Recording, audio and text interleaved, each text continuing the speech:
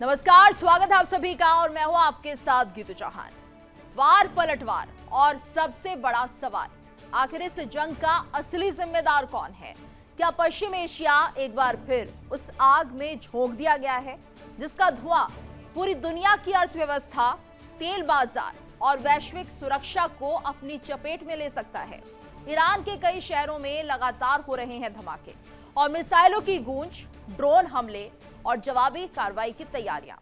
हालात हर घंटे और ज्यादा विस्फोटक होते जा रहे हैं। उधर अमेरिका के राष्ट्रपति डोनाल्ड ट्रंप के तेवर पहले से कहीं ज्यादा आक्रामक दिखाई दे रहे हैं। चेतावनी, सैन्य दबाव और कड़े संदेश ये संकेत दे रहे हैं कि वॉशिंगटन अब पीछे हटने के मूड में नहीं है। इधर कुछ समय पहले तक रिश्तों में आई खटास की खबरों के बीच अब ट्रंप और इजरायल के प्रधानमंत्री बेंजामिन नेतन्याहू एक बार फिर साथ आते हुए दिख रहे हैं। तो दोनों नेताओं के बीच फोन पर बातचीत हुई और ईरान हमलों पर बातचीत के साथ सैन्य समन्वय पर सहमति बनी। ऐसे में सवाल उठने लगे हैं, क्या दोनों नेताओं के बीच बढ़ती रणनीतिक नजदीकियां पूरे पश्चिम एशिया की सियासत को नया मोड़ देगी? और क्या इजरायल अमेरिका के साथ मिलकर ईरान के खिलाफ एक्शन तेज करेगा? और इसी बीच उत्तर कोरिया भी दुनिया की चिंता बढ़ा रहा है। तो ऐसे में किम जोंग उनका परमाणु प्लान, मिसाइल कार्यक्रम और हथियारों की नई तैयारियां, क्या दुनिया एक साथ कई मोर्चों पर तनाव की तरफ बढ़ रही है? क्या ईरान पर हो रहे हमले सिर्फ जवाबी कार्रवाई हैं या किसी बड़े सैन्य अभियान की शुरुआत इसे माना जाए? क्या ट्रंप की नई रणनीति पश्चिम एशिया का पूरा शक्ति संतुलन बदल देगी?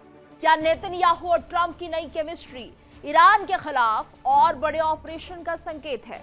और क्या किम जोंग उन दुनिया का ध्यान बंटने का फायदा उठाकर अपने परमाणु एजेंडे को और आगे बढ़ाने की तैयारी में है? आज वर्ल्ड वॉर में इन्हीं सवालों की पड़ताल करेंगे, दिखाएंगे ईरान के धमाकों की पूरी टाइमलाइन। तो ट्रंप के आक्रामक तेवर, नेतन्याहू के साथ बदलते समीकरण और किम जोंग उनके परमाणु प्लान का पूरा विश्लेषण।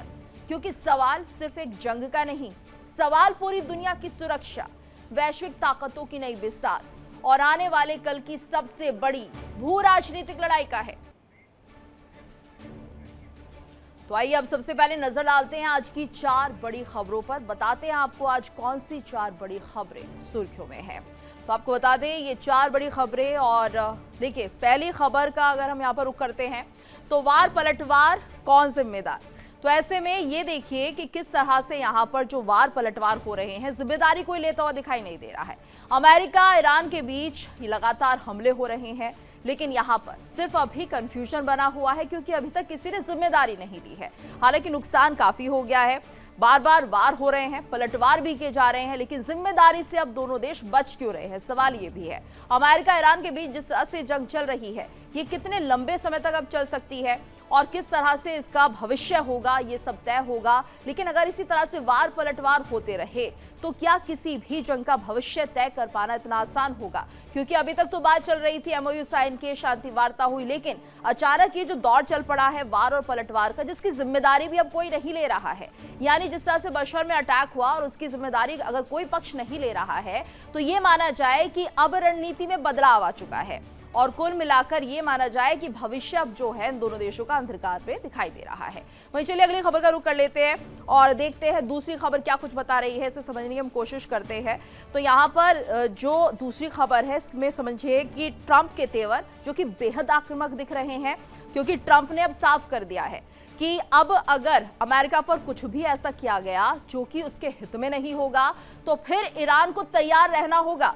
यानी कि ईरान अब बिल्कुल तैयार रहे कि उसे इसका जवाब दिया जाएगा और कड़ा जवाब दिया जाएगा। हालांकि ट्रंप कई बार बड़ी बड़ी बातें करते हैं, लेकिन इस बार जो उनका रुख था, उनका जो अंदाज था वो काफी अलग था। यानी ये माना जाए कि चेतावनी जो है ट्रंप दे रहे हैं। ट्रंप के तेवर बेहद आक्रामक दिख रहे हैं। पुरानी बॉडी लैंग्वेज से इस बार जब उन्होंने ईरान को चेताया है तो कुछ अलग, कुछ नया उनके अंदर दिखाई दे रहा है। तो क्या उन्होंने अपनी रणनीति ईरान के लिए बदल दी है? ये माना जाए। ये तमाम सवाल जो हैं उसका जवाब अब लग रहा है कि ट्रंप ढूंढ चुके हैं। अब चलिए तीसरी खबर का रुख कर लेते हैं। आज की तीसरी खबर में क्या कुछ रहेगा बता दें आपको तीसरी खबर के बारे में। तो समझने की कोशिश करते हैं यहाँ पर कि नेतन्याहू और ट्रंप फिर से पैचअप होता यहाँ पर दिखाई दे रहा है। आखिर क्यों ये पैचअप हो रहा है? क्योंकि अब तक तो नेतन्याहू ट्रंप की बात मान नहीं रहे थे। जब एमओयू साइन करने पहुंचे थे तो यहाँ पर नेतन्याहू ने सीधे तौर पर ट्रंप से कह दिया था वो रुकने वाले नहीं हैं, लेबनान पर हमले जारी रहेंगे। अब ऐसा क्या हुआ? क्या ये माना जाए अगर दोनों देशों के नेता बात कर रहे हैं, अगर ये बातचीत चल रही है, तो क्या ये पैचअप हो गया है दोनों के बीच, ट्रंप और नेतन्याहू के बीच? यहाँ पर अब सब कुछ सही होने जा रहा है, क्योंकि पहले हमने देखा किस तरह से ट्रंप नेतन्याहू के बीच थोड़ी सी यहाँ पर कहीं ना कहीं खटास आ गई थी रिश्तों में, क्योंकि बात नेतन्याहू मान नहीं रहे थे, हमले लगातार हो रहे थे। ऐसे में अब ये सोचने पर मजबूर कर रहा है ये पूरा वाकया कि क्या ये पैचअप हो चुका है, ये पैचअप के संकेत है। चलिए अगली खबर आपको बता देते हैं और समझने की कोशिश करते हैं अगली खबर क्या कुछ कह रही है।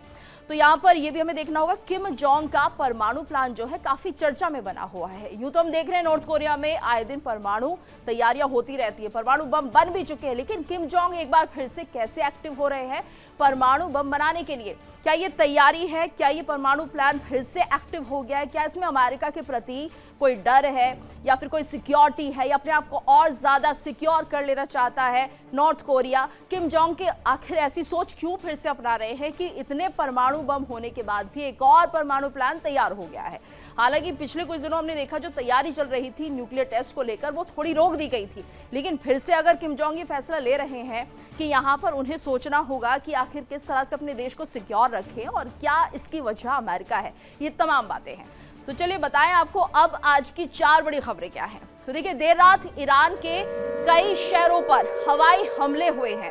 इसमें अहवाज, बुशहर, बंदर अब्बास में जोरदार धमाके हुए हैं। तो चाबहार समेत कई ठिकानों को निशाना बनाया गया। चाबहार पोर्ट के कंट्रोल टावर को भी भारी नुकसान पहुंचा है। वहीं देख लीजिए खबर जो निकलकर सामने आ रही है, ईरान पर ट्रंप के तेवर किस तरह से बेहद आक्रामक होते हुए दिखाई दे रहे हैं। बातचीत नहीं हो रही है और अब सीधे तौर पर यह कहा जा रहा है कि युद्ध से ही फैसला होगा। तो ट्रंप ने ठान लिया है कि अब कोई बातचीत नहीं बल्कि युद्ध से फैसला होना मुमकिन है।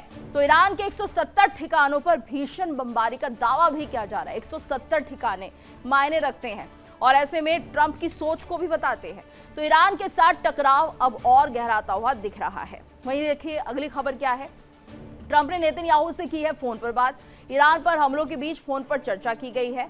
सैन्य समन्वय जारी है। तो यहाँ पर देखिए किस तरह से कहा जा रहा है कि अभी भी बातचीत की जा रही है।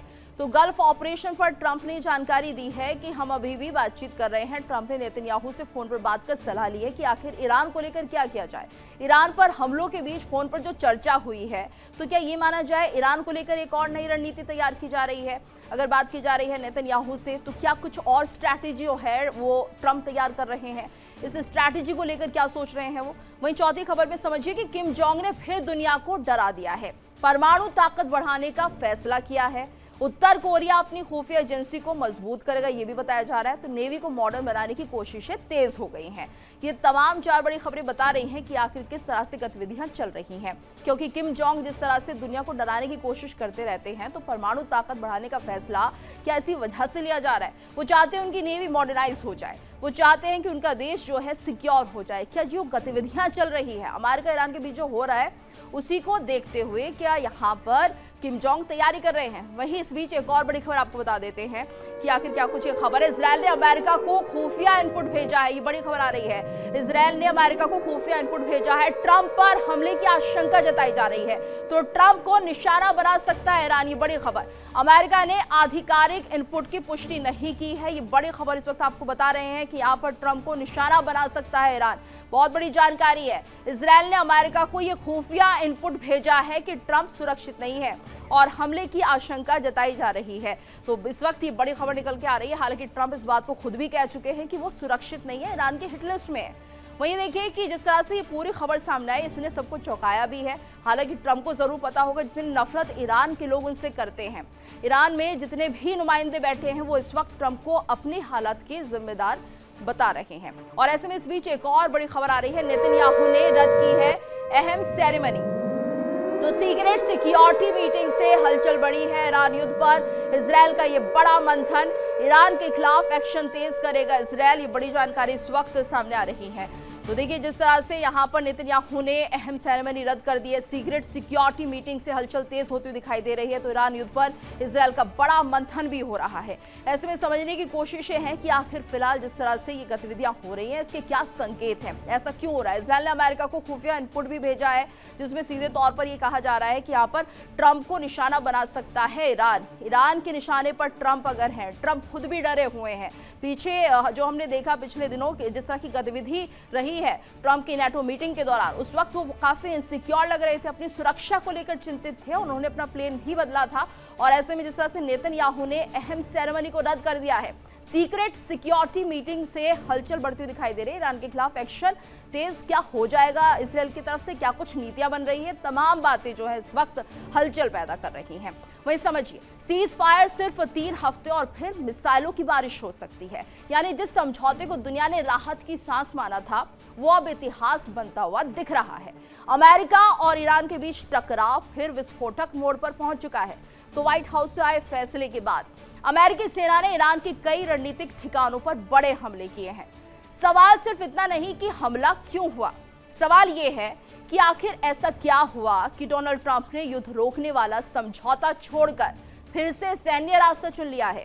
क्या होर्मुज स्ट्रेट इस युद्ध की असली वजह है? क्या ईरान का मिसाइल और ड्रोन नेटवर्क अमेरिका के लिए सबसे बड़ा खतरा बन चुका था? क्या इजरायल के दबाव, तेल के रास्तों और पश्चिम एशिया की नई रणनीति ने ट्रंप को फिर बम बरसाने पर मजबूर कर दिया है? जानेंगे सीज फायर टूटने की पूरी इनसाइड स्टोरी, ट्रंप का नया वॉर प्लान और वो समीकरण जो पूरी दुनिया को तीसरे बड़े युद्ध के मुहाने तक ले जा सकते हैं। तो समझने की कोशिश करते हैं, बताते हैं आपको यूएस ईरान वॉर सीजन 3.0 आखिर क्या सीज फायर खत्म हो गया है और ऐसे में ये माना जाए कि फिर से तबाही शुरू हो रही है और अमेरिकी एयर स्ट्राइक की बड़ी कार्रवाई, सैन्य ठिकाने निशाना बनाए जा रहे हैं। तो ईरान के रणनीतिक अड्डों पर बमबारी हो रही है। ये समझने की हम कोशिश करते हैं आखिर ऐसा क्यों, ट्रंप ने क्यों तोड़ा है सीज फायर, सिर्फ 3 हफ्तों में फैसला क्यों बदल दिया गया, खुफिया रिपोर्ट इसकी वजह बनी है। तो सीज फायर की इनसाइड स्टोरी समझते हैं। समझौते के बाद भी तनाव जारी रहा, आरोप प्रत्यारोप का दौर चला, फिर से सैन्य गतिविधियां बढ़ती हुई दिखाई दी और अमेरिका के जो आरोप थे इनको भी समझना बहुत जरूरी हो जाता है कि आखिर अमेरिका ने क्या आरोप लगाए। समुद्री सुरक्षा पर खतरा बताया अमेरिका ने, प्रॉक्सी नेटवर्क सक्रिय रहा तो जिसके चलते मिसाइल और ड्रोन गतिविधियां बढ़ती हुई दिखाई दी। तो ये जो वजह थी वो अमेरिका की तरफ से बताई जा रही है कि ये सब कुछ हो रहा है इसलिए हमें ऐसा करना पड़ा। अब यहाँ पर ये समझने की कोशिश करते हैं कि आखिर कौन कौन इसका निशाना बने हैं। तो missile base, air defence system, command and control centre, सैन्य लॉजिस्टिक हब और फिर ये भी हम समझें कि आखिर क्या ये जो पूरी गतिविधियां हो रही हैं सब कुछ हो रहा है इससे होर्मुज बंद हो जाएगा, दुनिया की तेल सप्लाई पर क्या खतरा मंडरा रहा है, वैश्विक बाजार में क्योंकि बेचैनी बढ़ती जा रही है और ऐसे में ऊर्जा संकट की आशंका हर तरफ है कि ऊर्जा संकट कहीं फिर से पैदा ना हो जाए। और इसमें से एक सवाल ये भी निकल रहा है कि क्या तीसरे बड़े युद्ध की से आहट माना जाए। अगर कुछ भी कंट्रोल नहीं हो रहा है तो क्या 3rd वर्ल्ड वॉर शुरू हो सकती है। सीज फायर खत्म हो गया, संघर्ष शुरू हो रहा है, युद्ध का नया अध्याय से माना जाए तो जवाबी कार्रवाई का खतरा लगातार बना हुआ है। दुनिया की ऐसे में चिंता बढ़ रही है और यही वजह है जिसके चलते यहाँ पर लोग जो हैं अब सोच रहे हैं कि आखिर अब भविष्य क्या होगा। इसी पर देखिए हमारी ये डिटेल रिपोर्ट।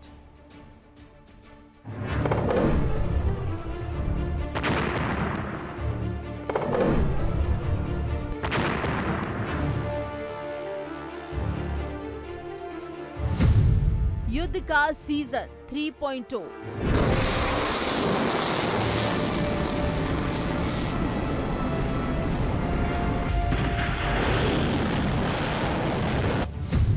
सीज फायर खत्म, फिर शुरू जंग।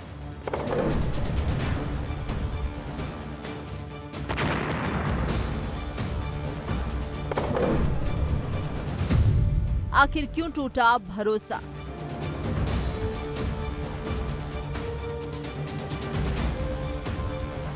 सिर्फ 21 दिन, इतना ही चला युद्ध विराम।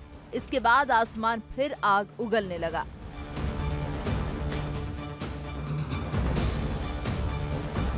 मिसाइलें फिर दहाड़ने लगी और पश्चिम एशिया फिर युद्ध के धुएं में घिर गया।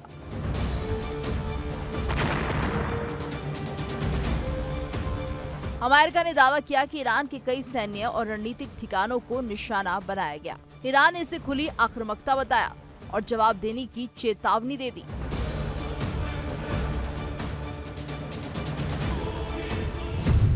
इक्कीस दिन की शांति खत्म, फिर अमेरिकी सैन्य कार्रवाई, ईरान का पलटवार, मिडिल ईस्ट में फिर तनाव।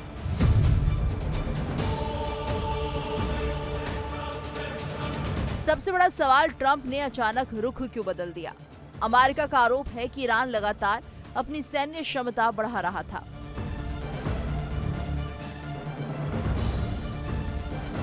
समुद्री रास्तों पर दबाव बना रहा था और अमेरिकी हितों को चुनौती दे रहा था।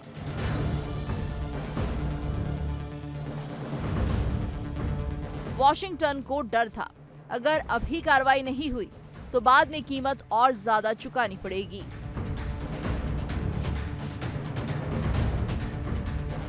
दुनिया का सबसे संवेदनशील समुद्री रास्ता होर्मुज स्ट्रेट, यहीं से दुनिया के बड़े हिस्से का तेल गुजरता है।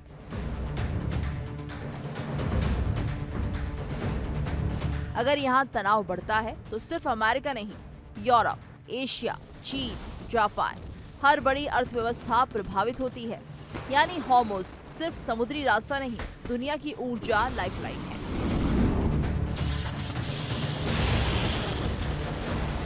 विश्लेषकों का मानना है कि अमेरिका के फैसले के पीछे सिर्फ ईरान नहीं, इजरायल की सुरक्षा भी बड़ा फैक्टर हो सकती है।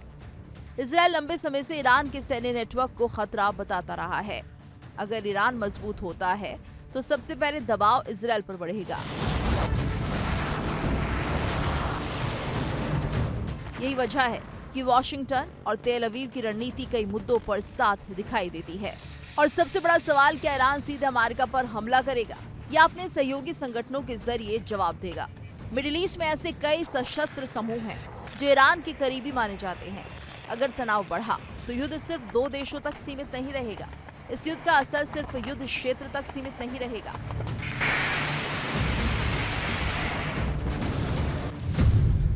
तेल महंगा होगा, शिपिंग प्रभावित होगी, बीमा लागत बढ़ेगी और वैश्विक महंगाई बढ़ सकती है। अगर संघर्ष लंबा चला तो पूरी दुनिया आर्थिक झटका महसूस करेगी। ऐसे में सवाल उठ रहे हैं कि आखिर ट्रंप ने क्यों बदली है रणनीति? आखिर क्यों ट्रंप इतने आक्रामक हो गए? क्यों अमेरिका की तरफ से ईरान पर ताबड़तोड़ हमले किए गए? सीजफायर के बाद भी तनाव कम नहीं हुआ। समुद्री सुरक्षा सबसे बड़ी चिंता बनी रही। ईरान की सैन्य गतिविधियों पर अमेरिका की नजर, क्षेत्रीय सहयोगियों की सुरक्षा का सवाल, मिडिल ईस्ट में शक्ति संतुलन बनाए रखने की कोशिश। मिडिल ईस्ट की आग एक बार फिर भड़क चुकी है। सीज फायर का सपना बारूद के धुएं में गायब होता दिख रहा है। लेकिन सबसे बड़ा सवाल अभी भी वही है, क्या ये सिर्फ सीमित सैन्य कार्रवाई है या फिर एक ऐसे लंबे संघर्ष की शुरुआत जो पूरी दुनिया की राजनीति, अर्थव्यवस्था और सुरक्षा व्यवस्था को बदल सकता है?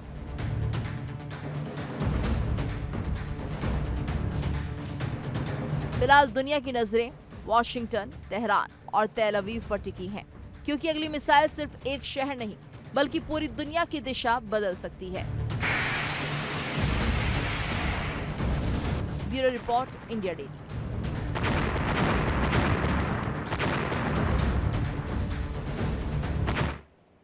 बता दें आपको, एशिया एक बार फिर से युद्ध की आग में झुलसता दिखाई दे रहा है। लेकिन सवाल सिर्फ इतना नहीं है कि आज किसने हमला किया।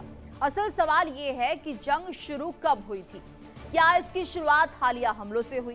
क्या इसकी वजह सिर्फ परमाणु कार्यक्रम है या फिर इसकी जड़ें उस क्रांति में छिपी हैं जिसने 1979 में पूरे पश्चिम एशिया की राजनीति बदल दी थी? एक समय था जब ईरान अमेरिका का सबसे भरोसेमंद सहयोगी था। इजरायल और ईरान के बीच खुफिया साझेदारी थी, तेल का कारोबार था, हथियारों का लेन देन था और रणनीतिक दोस्ती भी थी। लेकिन फिर आई इस्लामी क्रांति, शाह की सत्ता गई, अयातुल्लाह खामेनी आए, अमेरिकी दूतावास पर कब्जा हुआ, 444 दिनों तक बंधक संकट टला और ऐसे में अमेरिका ग्रेट सेटर बन गया और इजरायल सबसे बड़ा दुश्मन। इसके बाद प्रतिबंध आए, प्रॉक्सी युद्ध शुरू हुए, हिजबुल्लाह का उदय हुआ, परमाणु विवाद बढ़ा और हर दशक में दोनों देशों के बीच अविश्वास और गहरा होता चला गया। तो बीच-बीच में कई समझौते भी हुए, परमाणु डील हुई, सीज फायर भी हुए और इसके साथ साथ बातचीत भी लगातार चलती रही। लेकिन हर बार इतिहास वर्तमान पर भारी पड़ता गया।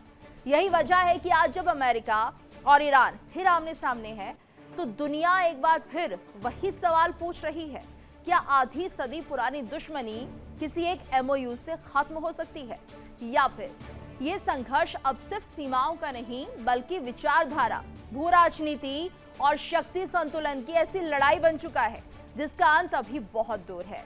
आज वर्ल्ड वॉर में जानेंगे 1979 से 2026 तक अमेरिका, ईरान और इजराइल की दोस्त से दुश्मन बनने की पूरी कहानी, जिसने पश्चिम एशिया को बार बार युद्ध के मुहाने पर लाकर खड़ा कर दिया। तो बताते हैं आपको 1979 से शुरू हुई दुश्मनी आखिर किस तरह से आगे बढ़ती हुई दिखाई दी। एक एमओयू से जंग खत्म हो जाएगी, सवाल यही उठ रहा है, उसका जवाब जानने की कोशिश करते हैं। 1940 से 1979 तक का दौर, तो शाह पहलवी के दौर में अमेरिका का करीबी सहयोगी था ईरान। सैन्य, आर्थिक और तेल साझेदारी यहां पर देखी जाती थी। पश्चिम एशिया में अमेरिका का सबसे बड़ा साथी माना जाता था। और वहीं 1953 की बात कर लेते हैं, जब एक बड़ा मोड़ आया। प्रधानमंत्री मोहम्मद मोसद्देक ने तेल का राष्ट्रीयकरण किया। तख्ता पलट के बाद शाह की सत्ता मजबूत हो गई। विदेशी हस्तक्षेप के आरोप भी लगे, तो जनता में उस दौरान असंतोष बढ़ता हुआ दिखाई दिया। वही 1979 की इस्लामी क्रांति का भी जिक्र करना नहीं भूलेंगे। शाह देश छोड़कर उस वक्त भाग गए थे। आयतुल्लाह रूहुल्लाह खुमैनी सत्ता में आए और इस्लामिक रिपब्लिक ऑफ ईरान की स्थापना उस वक्त हो गई। तो यहीं से अमेरिका बना सबसे बड़ा विरोधी। तो ये देखिए अगला कदम क्या होता है इस दोस्ती का। यहाँ पर दोस्ती खत्म हो जाती है, दुश्मनी शुरू हो जाती है, एक नए पायदान पर दोनों चढ़ जाते हैं। अमेरिका को बताया गया है ग्रेट सेटल। इजराइल पर भी सख्त रुख अपनाया गया। तो विदेशी प्रभाव खत्म करने का ऐलान उस वक्त किया गया। नई विदेश नीति की शुरुआत यहाँ पर हो जाती है। अब ये और समझना होगा हमें कि आखिर ये सब जो प्रक्रिया चल रही थी आगे किस अंजाम तक पहुंचती है। तो 444 दिन का बंधक संकट भी रहा। तेहरान स्थित अमेरिकी दूतावास पर कब्जा कर लिया गया। 52 अमेरिकी बंधक बनाए गए।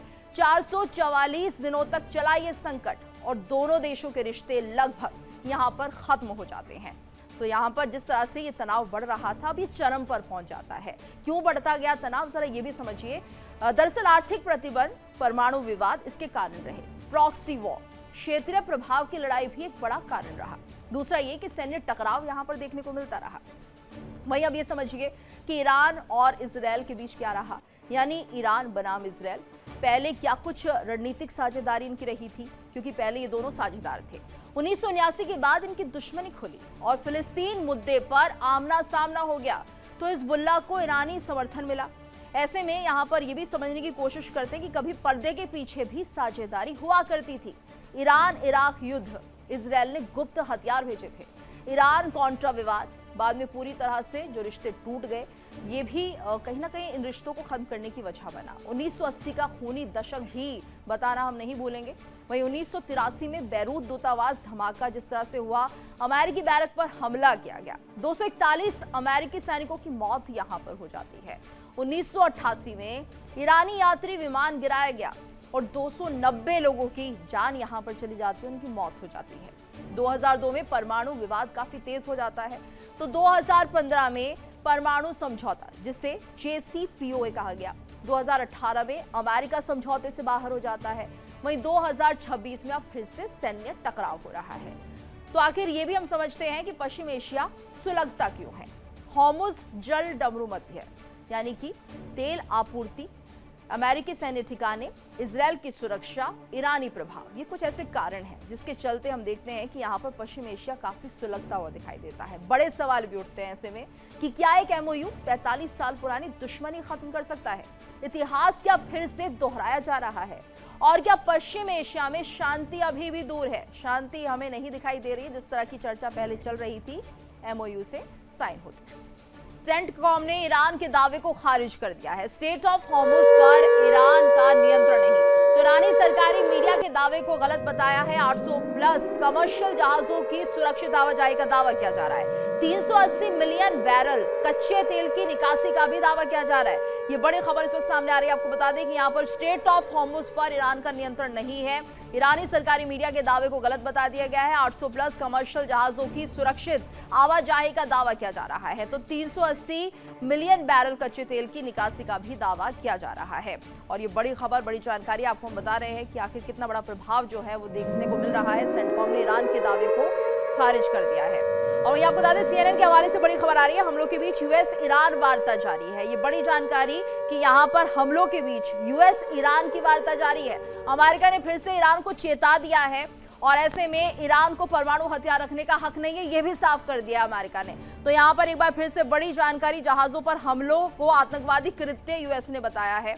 और ये समझना बहुत जरूरी है कि आखिर ये सब हो क्या रहा है कि अमेरिका एक बार फिर से दावा कर रहा है कि ईरान जो है वो चेत जाए, यानी कि वो सतर्क हो जाए। ये बड़ी जानकारी इसलिए भी अहम हो जाती है क्योंकि यहाँ पर जिस तरह के हालात बने हुए हैं, इनका भविष्य क्या होगा। यहाँ पर देखिए, 1 दिन, 2 दिन या पूरा 1 महीना, दुनिया की सबसे खतरनाक जंग अब किस मोड़ पर पहुंच गई है। और ऐसे में हमें यह भी देखना होगा कि आने वाले दिनों में इस जंग का भविष्य क्या होगा, जो इस वक्त पूरे विश्व के लिए चिंता का विषय बना हुआ है। और चलिए आगे बढ़ते हैं, बताते हैं आपको कि आखिर क्या कुछ रहा है वर्ल्ड वॉर पे। तो 1 दिन, 2 दिन या पूरा 1 महीना, दुनिया की सबसे खतरनाक जंग अब किस मोड़ पर पहुंच गई है। क्या फारस की खाड़ी फिर बारूद के समंदर में बदलने वाली है? क्या होर्मुज की लड़ाई पूरी दुनिया की अर्थव्यवस्था को हिला देगी?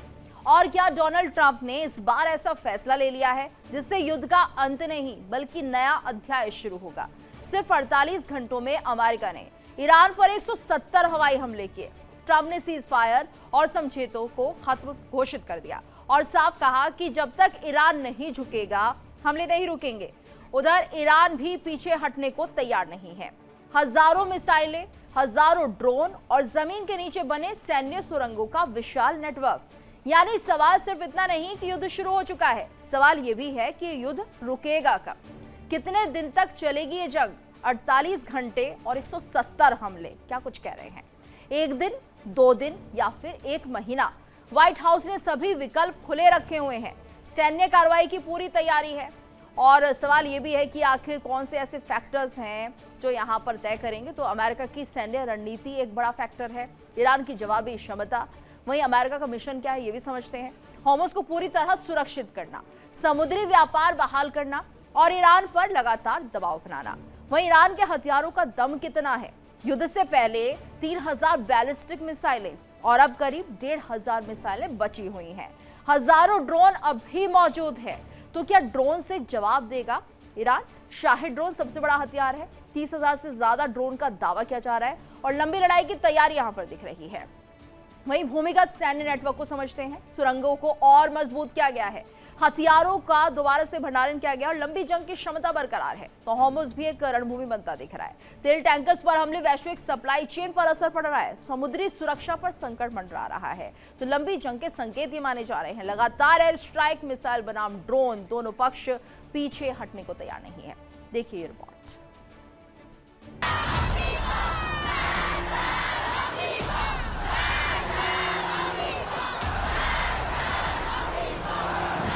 Buddy.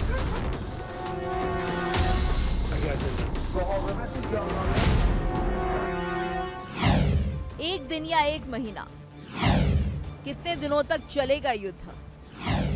फिर से जंग की नौबत क्यों? फारस की खाड़ी एक बार फिर दुनिया का सबसे बड़ा युद्ध क्षेत्र बनती दिखाई दे रही है। होर्मुज जल डमरू मध्य में जहाजों पर हुए हमलों के बाद अमेरिका ने जबरदस्त सैन्य कार्रवाई शुरू कर दी है। मंगलवार को 80, बुधवार को 90, यानी सिर्फ 2 दिनों में 170 से ज्यादा अमेरिकी हमले।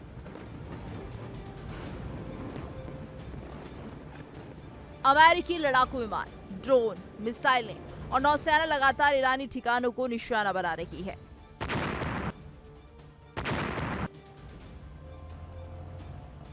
सबसे बड़ा बयान खुद राष्ट्रपति डोनाल्ड ट्रंप ने दिया। ट्रंप ने साफ शब्दों में कहा, ईरान ने समझौते का सम्मान नहीं किया, झूठ बोला और इसलिए अब समझौता खत्म। ट्रंप का संदेश बिल्कुल साफ है, जब तक होर्मुज पूरी तरह सुरक्षित नहीं होगा और ईरान परमाणु ताकत बनने की दिशा में आगे बढ़ता रहेगा, तब तक अमेरिका पीछे नहीं हटेगा। यानी अब लड़ाई सिर्फ जवाबी कार्रवाई नहीं बल्कि रणनीतिक दबाव की लड़ाई बन चुकी है। अब सबसे बड़ा सवाल ये कि ये युद्ध कितने दिनों तक चलेगा। एक दिन, एक सप्ताह या फिर पूरा महीना। व्हाइट हाउस के अधिकारियों ने अमेरिकी मीडिया से कहा है, युद्ध की कोई तय सीमा नहीं है।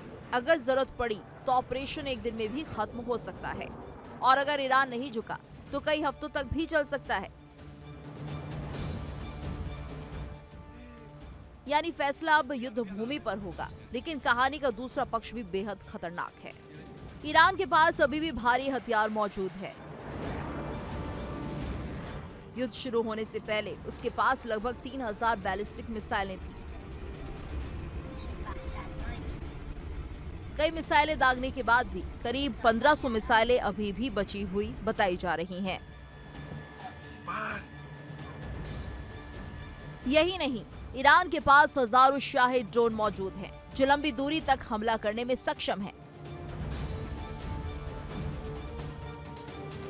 इन ड्रोन ने पहले भी कई युद्धों में अपनी ताकत दिखाई है। सिर्फ मिसाइलें ही नहीं, ईरान ने जमीन के नीचे बनी अपनी सैन्य सुरंगों को भी मजबूत कर लिया है।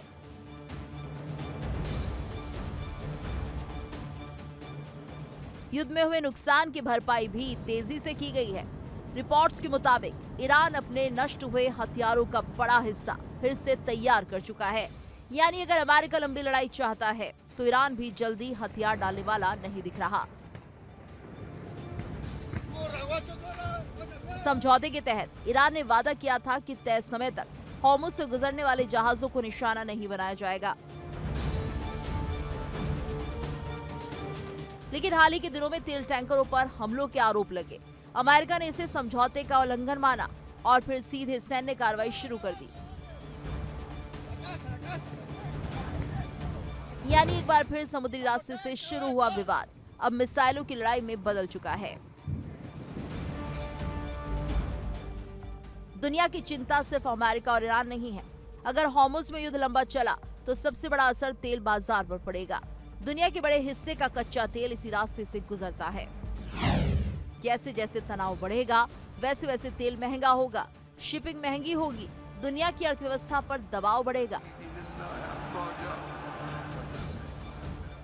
यानी ये सिर्फ दो देशों की लड़ाई नहीं, पूरी दुनिया की चिंता बन चुकी है। 170 हमले, ट्रंप का युद्ध जारी रखने का ऐलान, ईरान की बची हुई मिसाइलें, हजारों ड्रोन और होर्मुज पर बढ़ता तनाव।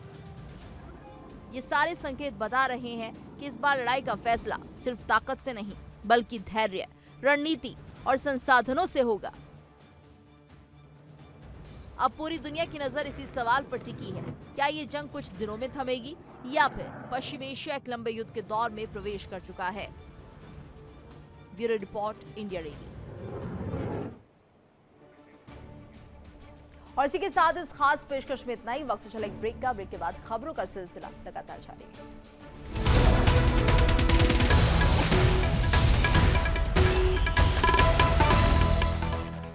देखिए इंडिया डेली 24/7 अब आपके स्मार्ट टीवी पर। इंडिया डेली मौजूद है सभी डिजिटल प्लेटफॉर्म पर लाइव और लगातार। इंडिया डेली 24/7 हर दिन राष्ट्र को समर्पित।